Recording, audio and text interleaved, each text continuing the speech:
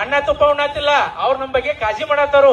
So ಈ ಕಾಳಜಿ ನಮ್ಮ ಸರ್ಕಾರಕ್ಕೆ ಹೋಗಿ ಮುಟ್ಬೇಕು. ಯಾಕೆ ನಾವ್ ಇವತ್ತು ವಕೀಲರು ಬಂದಿರತ್, ನೀವು ಎಲ್ಲರೂ ನಮಗ್ ಚಪ್ಪಾಳೆ ತಟ್ಟಾತೀರಿ, ಇದು ನಮಗ್ ಸಂತೋಷ. ಬಟ್ ನಮ್ದು ಸಹಿತ ಸಮಾಜಕ್ಕಾದಂತ ನಮ್ಮದೇ ಅಂತ ಕೊಡುಗೆ ಐತಿ.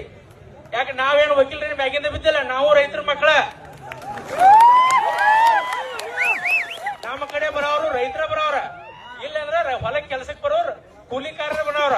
ಯಾಕಂದ್ರೆ ರೈತ ಒಬ್ಬಗೆ ಅನ್ಯಾಯ ಆಗೈತೆ ಅಂದ್ರೆ ಇಡೀ ದೇಶಕ್ಕೆ ಅನ್ಯಾಯ ಆದಂಗ, ಇಡೀ ವ್ಯವಸ್ಥೆ ಹರಿಗಟ್ಟಂಗ. ಬರೀ ನೀವು ಏನ್ಬೋದು, ರಾಜಕಾರಣಿಗಳಾಗಿರ್ಬೋದು, ಫ್ಯಾಕ್ಟ್ರಿ ಮಾಲಕರ ರೋಡ್ ಬಂದ್ ಮಾಡ್ಯಾರು.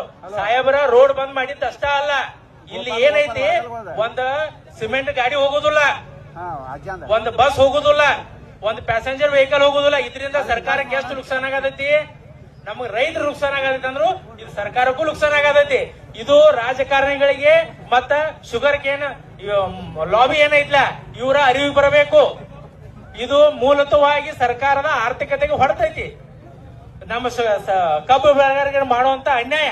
ಸೊ ಇದನ್ನ ಆದಷ್ಟು ಬೇಗ ಸರಿಪಡಿಸಬೇಕಂತ ಈ ವೇದಿಕೆಯ ಮೂಲಕವಾಗಿ ಹಾಗೂ ನಮ್ಮ ಮೂಡಲಗಿ ನ್ಯಾಯವಾದಿಗಳ ಸಂಘದ ಸರ್ವ ಸದಸ್ಯರ ಪರವಾಗಿ ಈ ಮೂಲಕ ನಾವು ಇವತ್ತಿನ ದಿವಸ ಏನೈತಿ ಒಕ್ಕರೋಳಿಯಿಂದ ಬಾಯ್ಕಾಟ್ ಮಾಡಿದ್ವಿ.